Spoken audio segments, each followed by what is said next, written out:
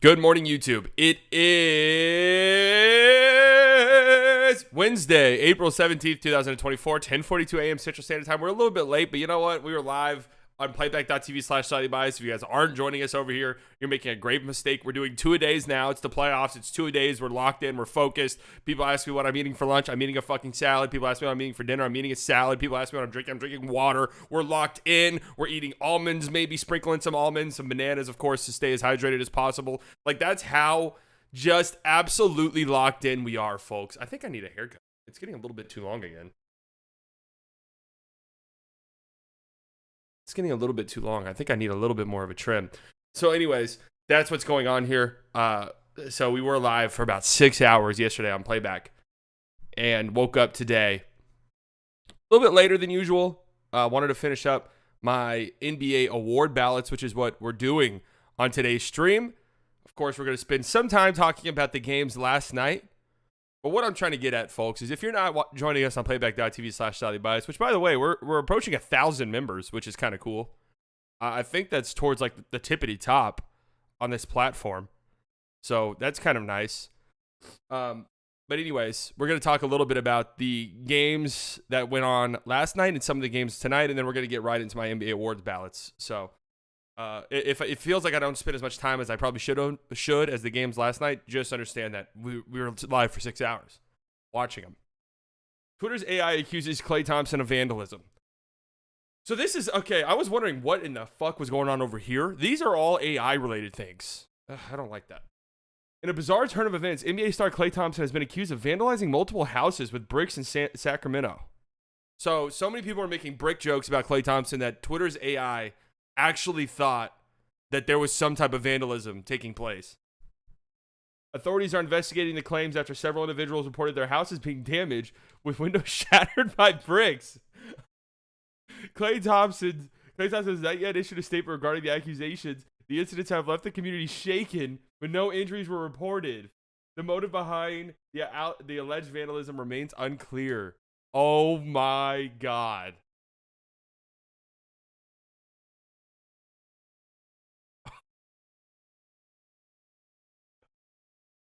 Well, look, this is the tweet. First off, I am okay. My house was vandalized by bricks.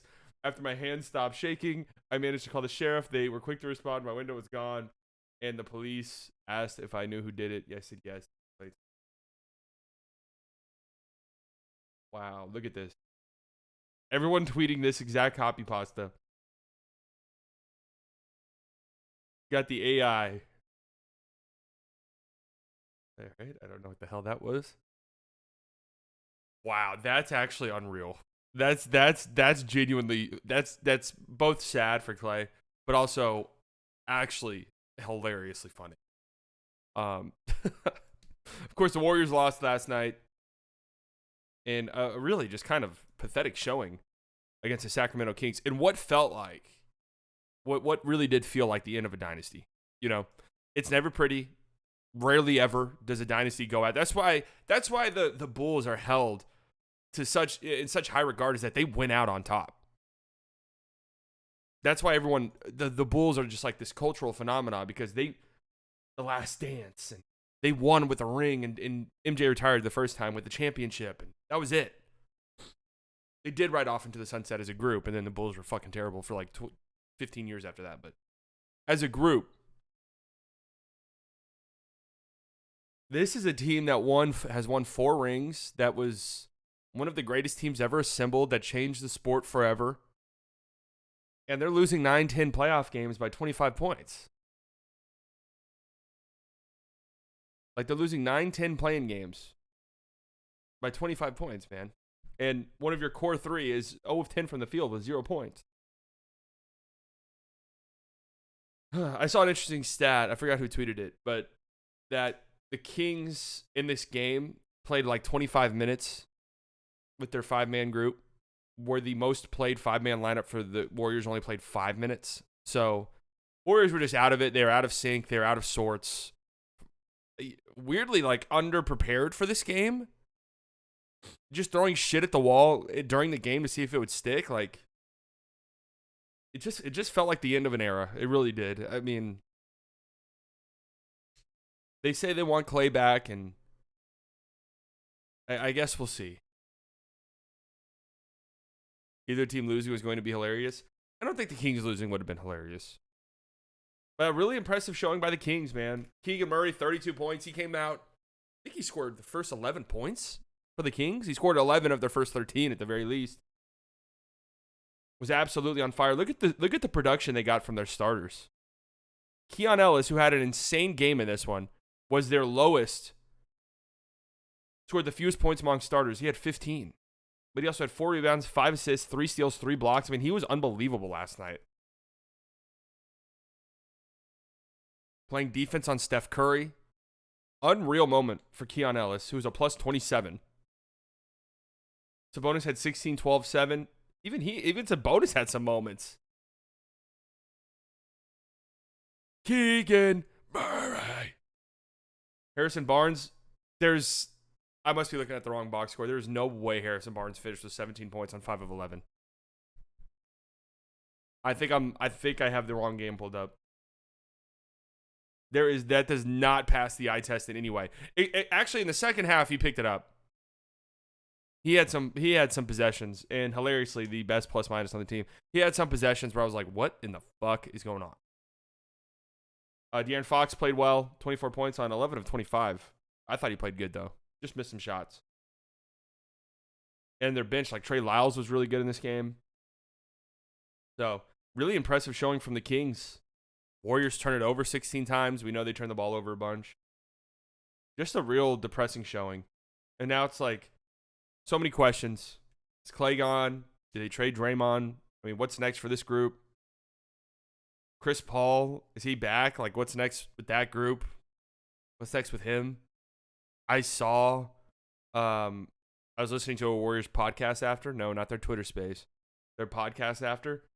A podcast, and they were like, yeah, Chris Paul, I think would love to come back. And I'm like, so they're like, yeah, Klay Thompson, I think would love to come back, and Chris Paul, I think would love to come back. So it's like, you guys are running back these grandfathers again? Like, you're putting Grandpap out there again? It's time for Grandpap to go to the pasture. Okay? It just is. Rip the Band-Aid off. Rip the Band-Aid off. It's time for Grandpap to go to the pasture. Okay?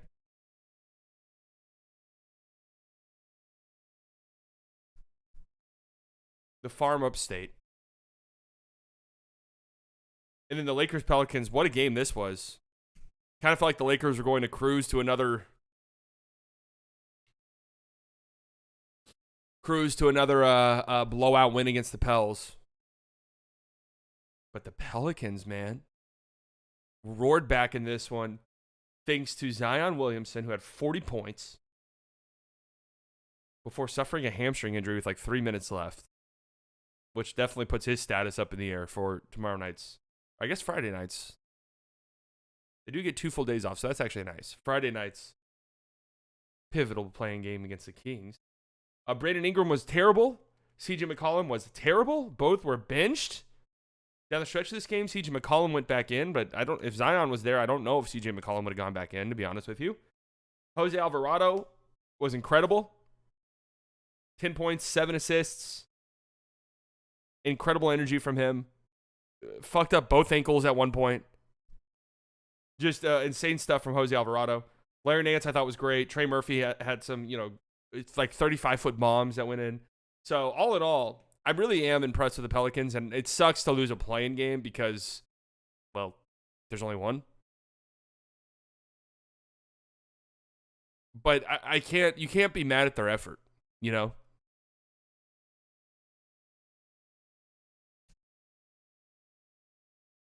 can't be mad. You cannot be mad at their effort.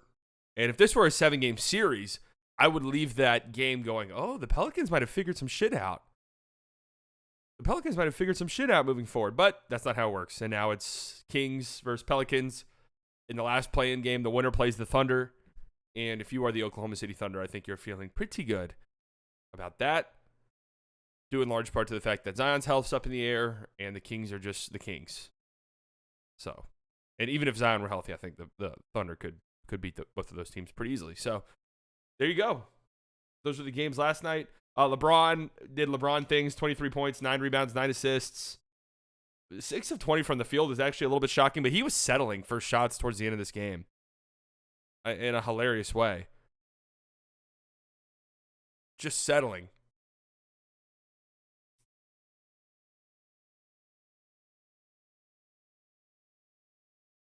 But when he went to the rim and attacked, I mean, it was a freight train.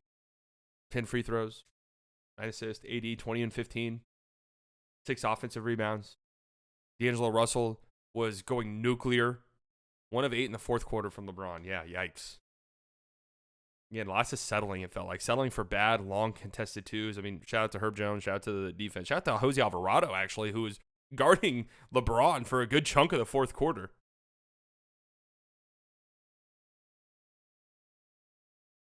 But D'Angelo Russell, how many points did he have in the first quarter?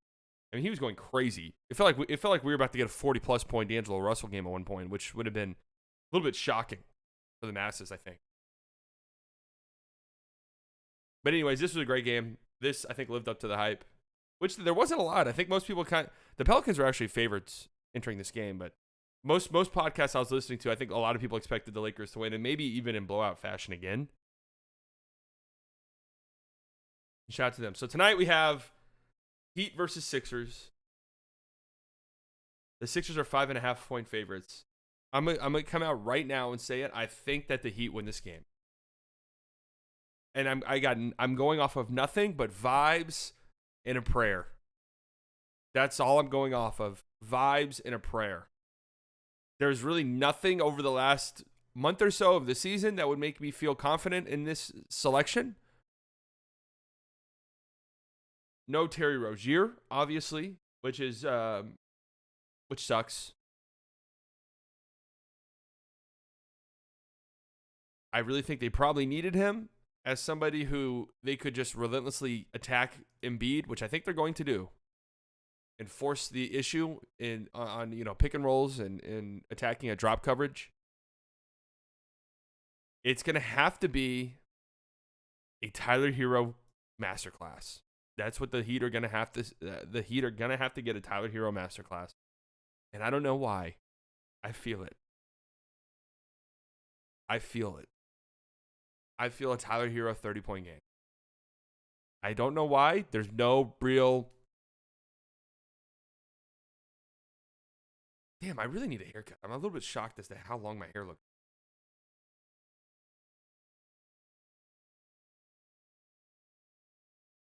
I guess it's been 4 months since I cut it. What the fuck? Sorry, went off of the rails there. Anyways, yeah, they need a Tyler Hero masterclass. And I kind of feel like they get it. So I'm leaning Heat here. And part of me is doing this again because of I want Sixers Celtics first round. That's really it. I have no real agendas outside of that. I don't really care about who wins this game. I have no hater narratives or anything. I want a Sixers Celtics first round series so badly. And then Hawks and Bulls. All right, let's get into my NBA award ballot. Let's get into my NBA award ballot. I'm excited about these. I thought about doing some, the worst player of the league is, but I was like, that's a little mean. I don't really want to do that. I don't want the negative energy. No, I do have a vote, guys. I do have a vote. I contacted Adam Silver. I sent him Kendrick Perkins all NBA, all defense ballot where Brandon Podziemski was on the second team. And he said, "Oh shit, do you mind sending us to a ballot to replace him?" I said, "Sure, no problems here," and that was that. So let's just get right into it.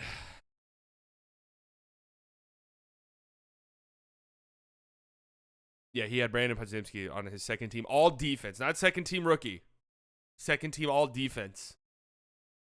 What do you think about JJ Redick, Mr. Ballnor voting SGA ahead of AD for all defense? All defense is hard to vote for. It just is. It just is. Now, him having Giannis outside of his top 5 and MVP is the is the shocking one. He's not a clown. There's people in my chat last night who were calling JJ Redick a casual. Like, all right, he's not a casual. Like, come on. Just because people disagree, it does not mean he's a casual. Well, we concluded last night that Perk might be actually locked in 16 hours a day watching film, and maybe we misunderstood him. So, anyways, here's my most valuable player, Luka Doncic. I don't really need to say much. I did a full 30-minute video on the main channel about him. Go check it out. Why I think he should get it. Historic offensive season. Legitimately historic. Like, not like he's one of only 6 players. Like, no player has ever produced more points ever in a season than Luka has this season. Points, rebounds, and assists. It's the most since the merger when you combine those two together. It's the sixth highest points per game season over the last 40 years. Like, it's just a remarkable season.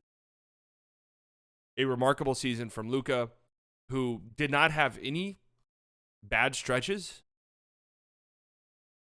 And just offensively, there's nothing you can do against him. So, Luka is my MVP.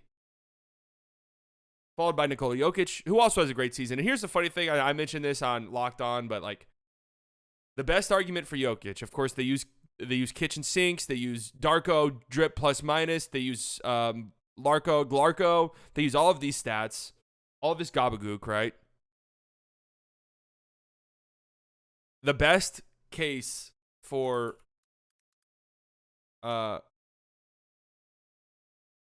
Jokic is your eyeballs. Just watch the games. Just watch the game. The way that the offense goes through Luka, the way the offense goes through Jokic, you just have to watch how everything flows through them and how they consistently produce incredible offensive seasons. So Jokic, to me, second, followed by Shea. I mean, the Thunder are the 1 seed. He's having a great season. 30 points per game, absurd efficiency for a guard, a mid-range maestro, the insane consistency. Consistency that, in my opinion, actually hurt his MVP case. And the reason being is that I think you need some really big moments, some big games. Like, Luka's got the 73-point game, the 50-15 game. Jokic had that 3-game stretch where, what was it? It was like 30, 15, and 15 for 3 games, something insane like that.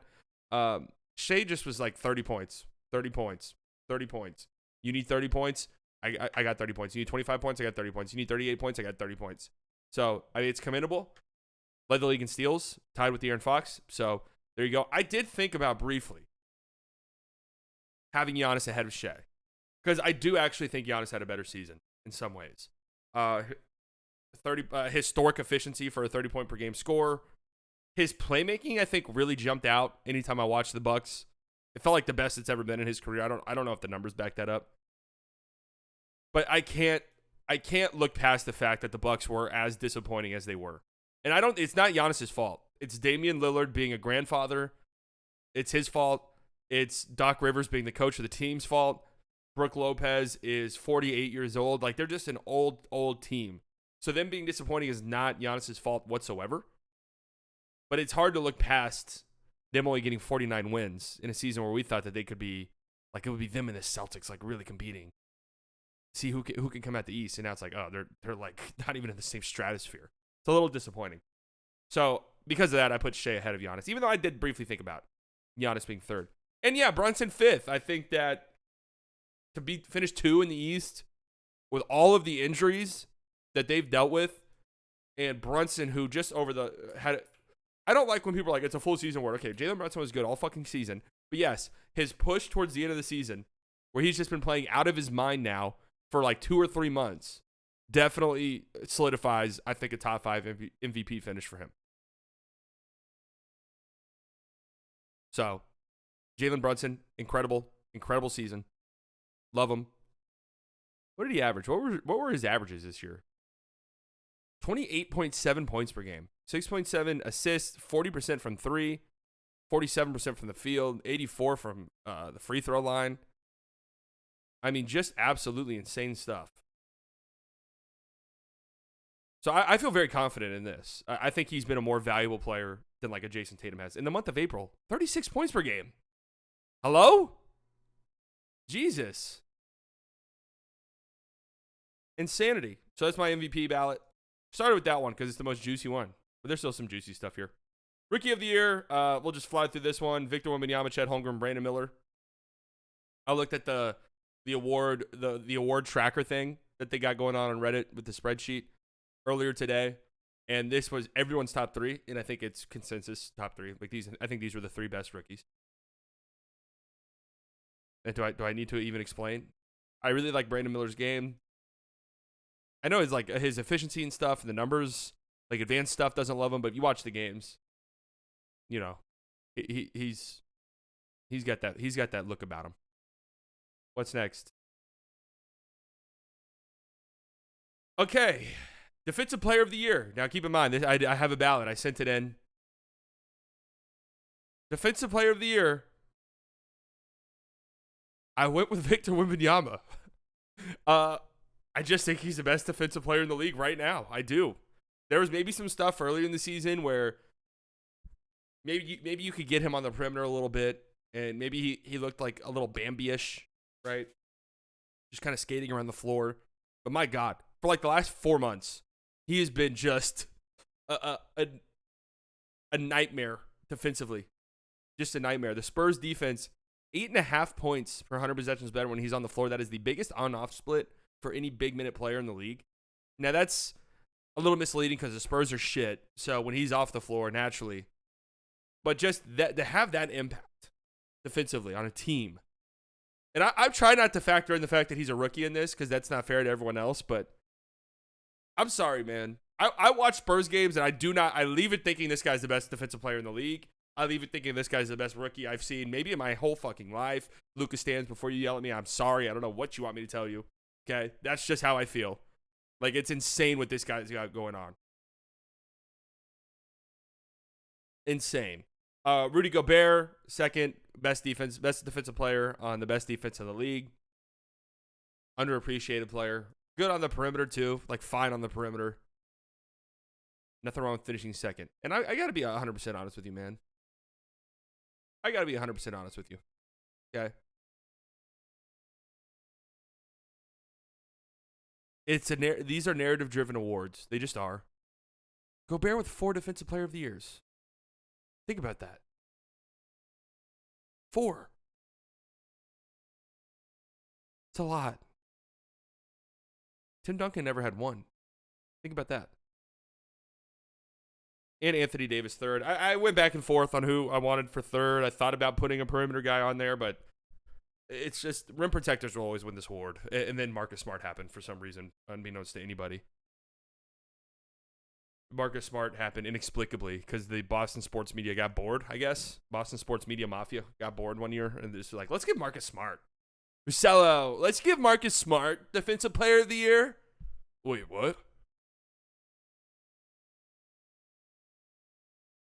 So this is my top 3 Defensive Player of the Year. I feel pretty good about having Victor Wembanyama here. I just do. I have to be honest with you. 6th Man of the Year. So I went with Malik Monk. I think he deserves it. The Kings went 4-6 without him. He was 3rd in points per game off the bench, 3rd in assists per game off the bench. Only guy top 3 in both. I think he's also the only guy top 5 in both of those categories. To me, his playmaking off the bench separates him from any other bench player. Like, that's just if he were a really big minute guy on a team, and he gets big minutes, big-ish minutes. I don't even think he's top 100 in minutes or top 80. I forgot what the stat I saw was, but he could put together some really impressive stats, I think. But for me, Malik Monk just kind of embodies this award.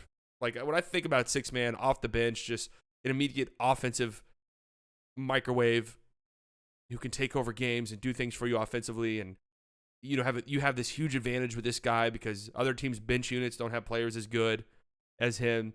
I lean Malik Monk through and through. Like, that's just how I feel. And then Bogdan, I went with him second. He started 30-plus games, which is a lot for 6-man, but he does qualify. The Hawks are 8 points per 100 possessions better when he's on the floor. That's like, he leads the league in scoring off the bench. That on-off swing for a bench player is absolutely crazy.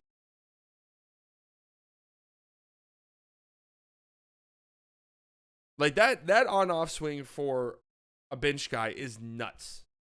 He's been incredible for them. Offensively, he's great. He can shoot, can create for himself. I like Bogey's game.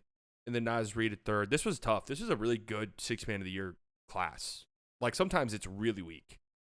It's like Montrezl Harrell. Like, okay, I can guess Montrezl Harrell wins it. Like, sometimes six-man of the year is really weak. This year is really good. Naz Reid, 41% from three. The Timberwolves were 2 points per 100 possessions better when he was on the floor. Their defense was 5 points better. How much of that is with Cat off, huh? Makes you think.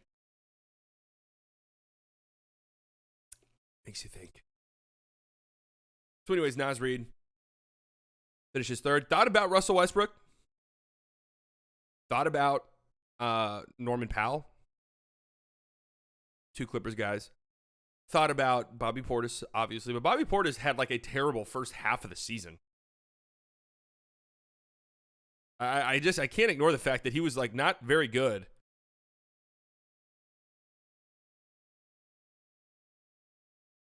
For like an entire month. Plus. So, yes, Bobby Portis is always good for a couple of just insane games a season. But I feel pretty good about my six-man of the year ballot. All right, next up. Most improved. Dun, dun, dun. Award that nobody fucking understands what it's supposed to be. I went Kobe White because he's just exactly what a most improved player should be. His points per game output improved by 10 entire points. He played 13 more minutes per game. Now, you might think, oh, well, that's why, because he plays in more games. He plays more minutes. Well, yeah, he plays more minutes now because he's better now. Like, he's improved as a player. Like, that's why. That's why he plays more. So I think Kobe White deserves this. Why no Tyrese Maxey? Tyrese Maxey was already good. Like, I'm sorry. Tyrese Maxey was already really good. We knew he was good. We all knew that he was going to have this scoring output and that he was going to improve without Harden there. I don't know. I don't know. Like, I knew it would happen. I knew he was a good player. Now, you can make the argument, like, leaping into all-star / borderline All-NBA territory. That's true. That is a little bit crazy, but I don't know. Honestly, if Exum qualified for this, I would put him on here. I think I would have put him on here. Deni Avdija, 29% from three last year. Didn't really know what his future in the league held. Had always been a pretty solid defender, but just offensively was kind of a black hole. Had some flashes here and there, like playmaking stuff and driving, but didn't really know what to expect out of him offensively. 37% from three this year, and genuinely think if he was on a better team that he would have a good amount of hype surrounding him with this award. Good, really good defender. Again, strong playmaker. I like Deni Avdija's game. Watched way more of him than I ever anticipated because I really thought he was going to get traded at the deadline, and I was really interested to see who could get him. So I was watching a lot of his stuff. He's a good player. He's a really, really good role guy. So he, for me, second and most improved. And then Colin Sexton. I tried to figure out who I wanted third here. Thought about Jalen Suggs. Colin Sexton saw a 12% increase in his assist rate this year compared to his next career high. I knew Colin Sexton was having an incredible season, like for his standards. I really did. I went and I looked at his numbers. Like, I didn't realize the leaps that he made. And when the Jazz were kind of hanging in that play-in race before they decided to sell again at the trade deadline and then sat a bunch of guys and guys got injured and shit, he was really fucking good for them. So, I don't know. Most improved is a weird, wonky award. Nobody understands what it's supposed to be. I think Colin Sexton is a solid choice. That is true. Chad averaged 0, 0, and 0 last year. That's a good point. I saw some people voting like Jalen Williams for this. I don't like doing second-year players. You know? I don't like doing second-year players. I think it opens up a weird can of worms. So anyways. Coach of the Year. Dagnall has to win it. I don't think he's going to win it. I don't know how close it's going to be. Went with Jamal Mosley second. I just love watching the Magic play. They play with so much energy, so much intensity. Defensively, I mean, they got a lot of great defenders, but defensively, they're so fucking locked in. And offensively, it's a struggle. But I think a lot of that is having a bunch of young guys and just some offensively inept players out on the court. But, I mean, they're the 5 seed. That's pretty impressive for their team, for the Magic. So, Jamal Mosley, I think, is an incredible coach. Of course, Mavs assistant coach legend. And they play so hard every night. And that's why I have Tom Thibodeau here, too. Like, it's funny that we can joke about Tom Thibodeau playing guys 50 minutes plus in games sometimes, but with all of the injuries that they had, to finish second in the West or in the East, a weak conference, every team forgot how to win down the stretch. But he deserves a lot of credit for that. He just does. He just does. So shout out to Tom Thibodeau and the New York Knicks, who are fairly represented here, and they will continue to be moving forward. Because now we have Executive of the Year. Let's just fire through these. Brad Stevens. I mean, to get Kristaps Porzingis and Drew Holiday in the offseason and only give up an older Marcus Smart who ends up missing the entire season, and what the fuck else did they give up? What else did they give up? A 2029 first? Rob Will, who's injured. Malcolm Brogdon, who's, whatever. Chris Paul's not retiring. Breaking news. Leon Rose, second with the Knicks. We saw what this team looked like for the brief flashes where OG was healthy and Julius Randle was healthy. Legitimately looked like the second best team in the East, and they still might be. And then Nico Harrison, fuck it. Why not? Brought Kyrie back. Drafted Derek Lively, Dante Exum. Traded for PJ Washington and Daniel Gafford mid-season. Derek Jones Jr. He did a great job.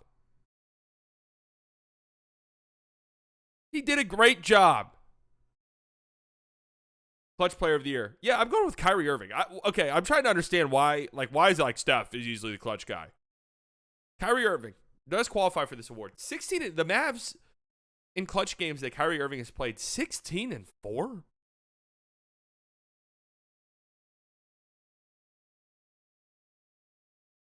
And the Mavs have a 31 net rating in the clutch when he's on the floor. 31. Insane. And not only that, 76% true shooting with a 30% usage rate. That has to be some historic feat. I'm willing to bet you.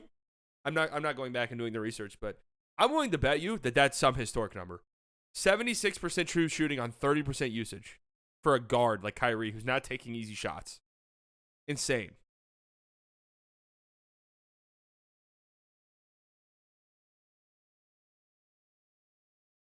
Wow, Jonte Porter, lifetime ban.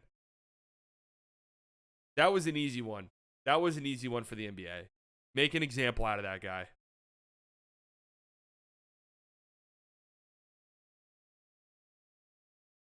Make an example out of that guy. No, clutch award, from what I saw, there's no games played minimum. But nobody gives a shit about this award. So what I imagine this award is somebody, one guy does the research for it, basically. And it's like, hey, it should be this guy because blah, blah, blah. And everyone else is like, all right, fine, whatever. That's what you say. I'm not doing the research for this one. Steph second. He does lead the league in points in the clutch.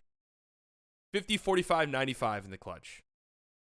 The Warriors' record in clutch games wasn't that great. Like, I don't know. The Mavs were 16-4 in clutch games when Kyrie was out there. With a 76% true shooting in the clutch. Like, hello? And then J-Dub, 80% true shooting in the clutch. That's the highest in the league amongst anybody with a 25% usage rate or higher. With Kyrie being second in that stat. 80% true shooting in the clutch for Jalen Williams. It genuinely feels like he never misses. Who's Porter banned from the NBA lifetime ban? Jonte Porter, brother of Michael Porter Jr.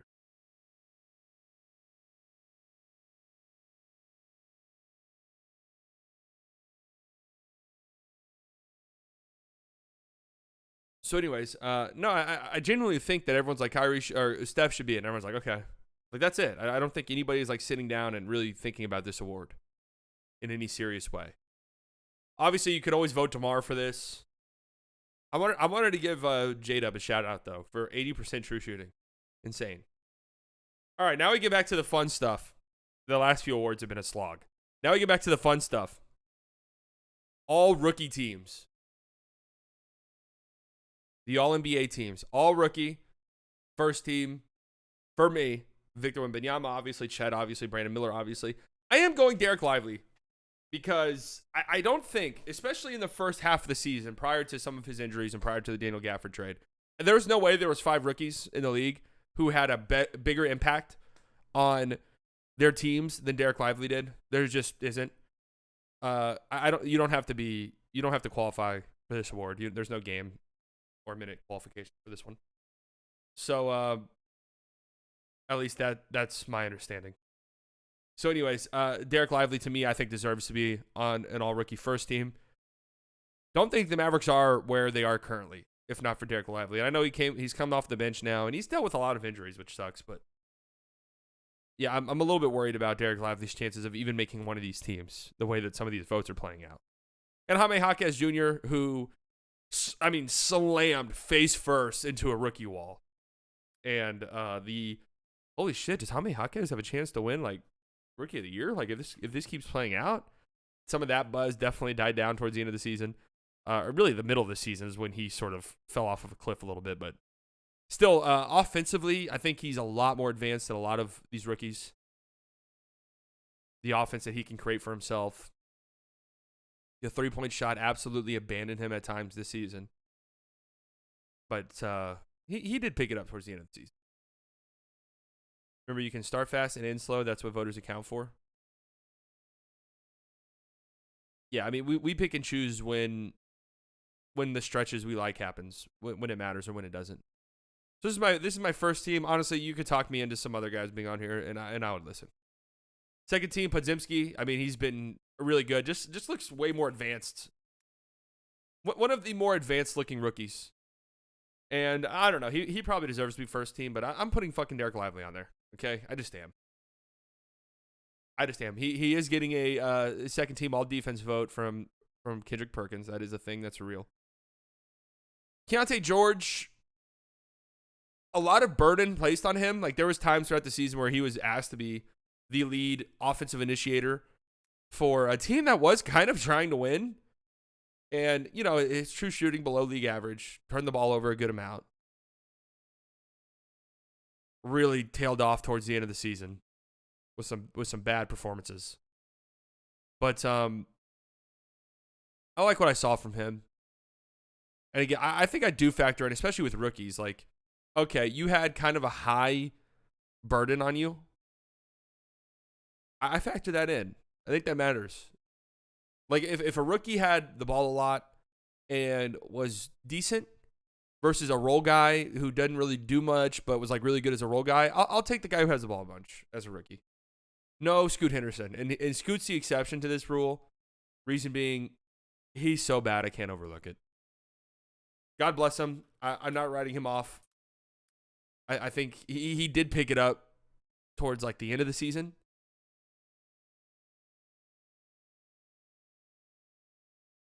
But, what do you want me to say?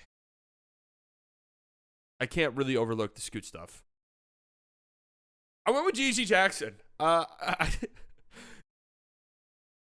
think his highs this season were higher than maybe any other rookie besides Wemby or Chet, obviously.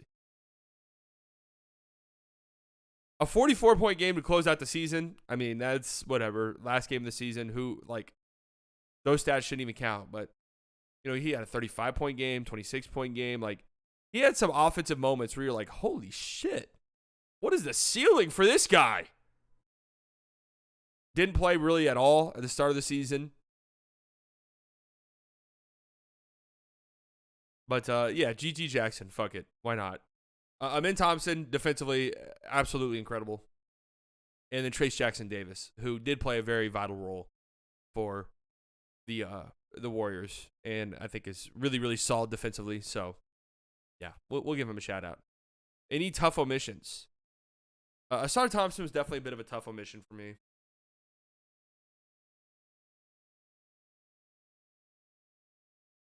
Cason Wallace, I actually am shocked he's not on here. I think I might have overlooked him. Cason Wallace probably deserves to be on this list. That might have been a complete and total oversight on my end, admittedly. Cason Wallace over GG Jackson. All right. Yeah. It was a good run. GG, but I can't, he didn't play the first half of the season. Cason Wallace played in 82 games. I'm sorry. How about Toumani Camara, who I haven't seen anybody talk about at all? But I actually do kind of like his game, and defensively he was really, really good for a rookie. But offensively just really didn't do anything, so kind of hard to put him on this list over anybody else. Cam Whitmore had some moments. Weird rotation stuff with him all year. I'm not sure I love his game, to be completely and totally honest with you.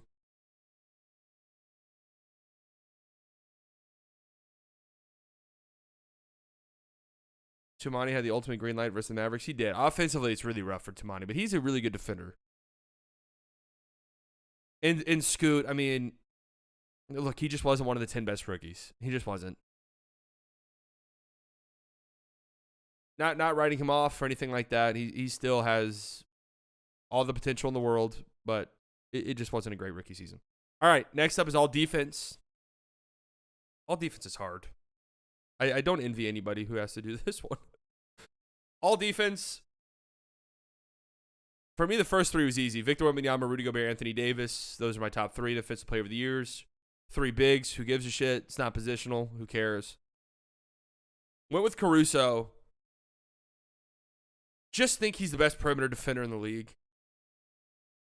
It's really hard to be almost a walking top 10 defense as a perimeter player. And that's kind of where Caruso's at. He's a total game wrecker defensively. And then Herb Jones, who again, I think is kind of the same way with Caruso, except Herb Jones just incredibly versatile defender who can do a bunch of different things and unlocks everything for them defensively. So to me, this was kind of easy. I did think about Jalen Suggs, but I just think Caruso deserves to be on the first team. And so does Herb Jones. If there were 6 spots, maybe Jalen Suggs would definitely be first team, but I don't know. There's not a lot separating them, to be completely and totally honest with you. Bam Adebayo, he was my pick to win Defensive Player of the Year before the season started. Hartenstein has to be on here. What he's done for that Knicks defense is insane. And defensive metrics, I went into this without looking at any stats. I did my list and then went to get stats. Advanced stats love him. Like almost every defensive metric has Isaiah Hartenstein as the best defensive player in the league this season. So he has to be on here. I think Derek White has to be on here. Just the defensive versatility he provides to the Celtics. And then KCP was my last choice. KCP was my last choice. Nuggets fans have been campaigning pretty hard for him to get some all defensive love, some all defense loves. And yeah, his perimeter defense has been incredibly valuable for the Nuggets. He's incredible at getting over screens, which is a very valuable skill set to have. So he deserves to be on this list. Some notable omissions. No Pajimski. Some notable omissions. You could make the case for like several Thunder players here. Chet, who I think has some rookie-looking moments. Lou Dort, who I don't think this was his strongest defensive season. J-Dub, Shea.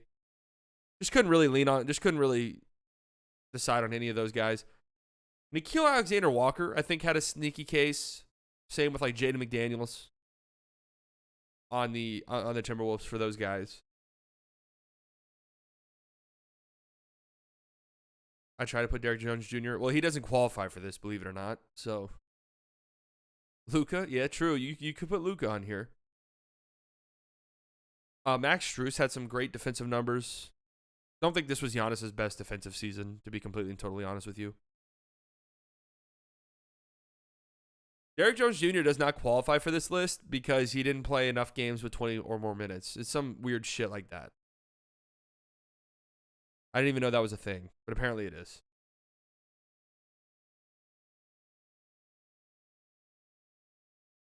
You think Gafford could be an all-defense guy? I think it'd be tough for him to make it over like these other centers. All right, the next we have all NBA, which got a little bit difficult. And I guess I have some spicy ones, but nothing too crazy. I'm clicking all over the fucking place. I got some spicy ones, but nothing too crazy. All right, my first team is the exact same as my MVP ballot. So I've seen people who, I think Russello and Bill Simmons were like this, where they had Brunson top 5 in their MVP voting, but then put Tatum on the first team All-NBA. You know what? I thought I was going to do that too, because I was like, that sounds smart. Then I was thinking about it, I was like, he just wasn't a top 5 player. Like, I get that he's the best player on a 64-win team that was just, miles better than any other team in the league all season long. But I'm sorry, he was not a top 5 player in the league this season. So why would I put him with the other top 5 players? He's going to get it, but either way. Luka, Jokic, Shea, Giannis, and Jalen Brunson. I literally just talked about these 5 for the MVP. These have been the 5 best players in the league this season, in my opinion. So there you go. Second team, Tatum finds himself here. Of course, yeah, you do have to reward winning at some point. Even though is Tatum a top 10 player in the NBA? Well, that's a conversation that can be had. But he deserves to be on here. LeBron, who, from what I can gather from the voting, is not going to be a second team. All-NBA guy is going to be a third team. And I don't think that's right. I think LeBron has been fairly comfortably a top 10 player in the league this season.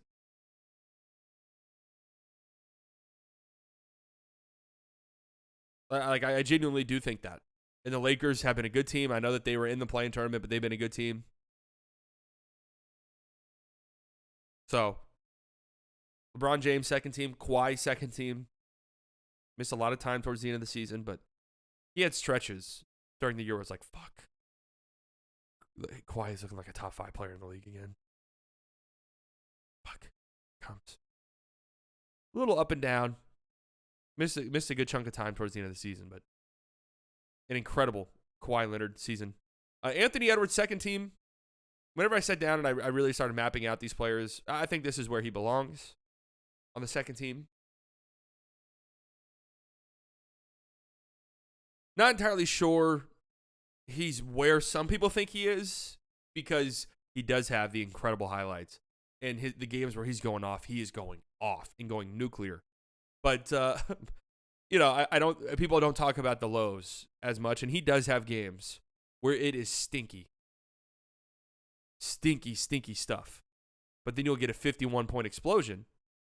Or you'll get that game against the Pacers, whenever that was, back in March, where he just completely and totally takes the game over. And you're like, holy fuck.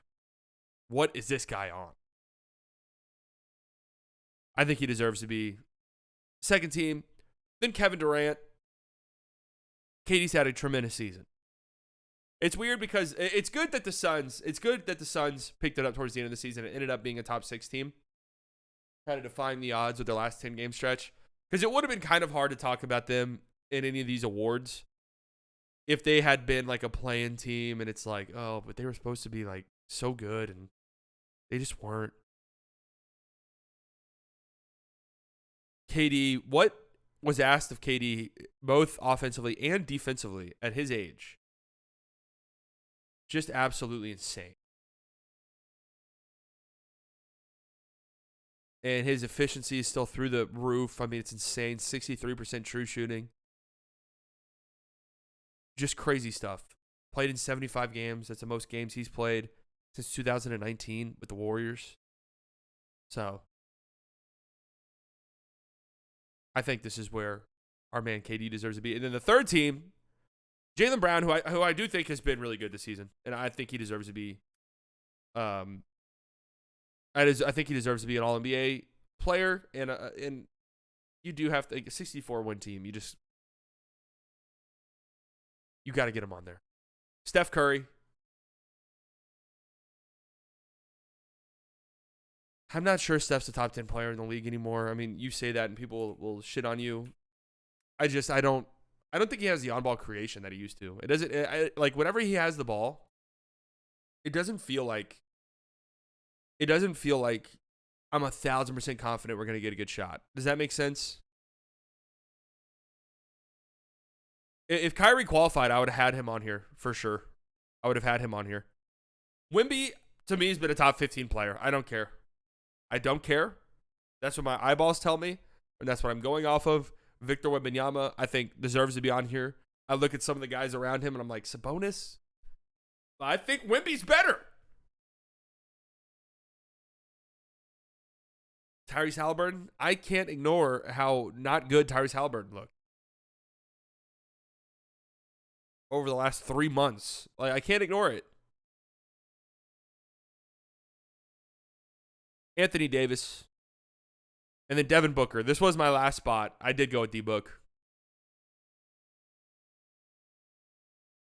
Why does winning matter for Luka MVP but not Wemby All-NBA? Not saying you think that, but national media will. No, they won't. No, it won't, because Victor Wembanyama will not finish All-NBA. AD second team over LeBron. I think LeBron was better this year.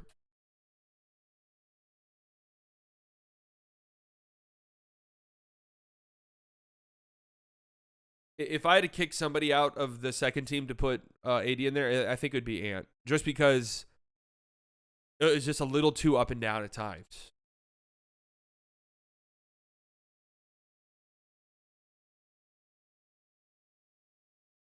Is that the LeBron bias tax kicking in? Do you guys realize how fucking good LeBron was this year?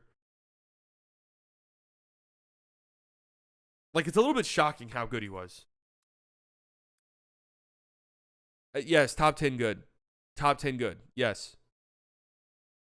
LeBron this season, by the way, 41% from three. 25 points per game, 7 rebounds a game, 8 assists per game. Let's just start there. 25, 7, and 8. 54% from the field, 41% from three. 41% from three, LeBron James. Oh, career high. 39 years old. Career high from three. 63% true shooting. And also had some pretty solid defensive moments. So I think LeBron was amazing this year. When was the last time a rookie made an All-NBA team? That's a good question. Oh, wow. Most damning for Porter in the NBA itself. He bet the Raptors to lose. There it is. See ya. There was I saw some reports going around yesterday that he never bet on basketball. And honestly, I thought, okay, like that's fine. Betting on a team to lose, your own team to lose, see ya. You're out. You're already in a gray area if you bet on your team to win. That's already like this weird, okay. But betting on your team to lose, yeah, you're done.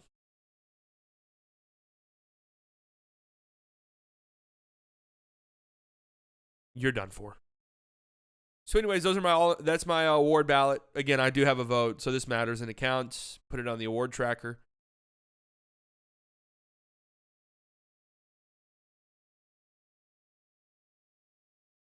Lots of Victor Wembanyama hype. Luka MVP. MPJ, I would look into that. I really would.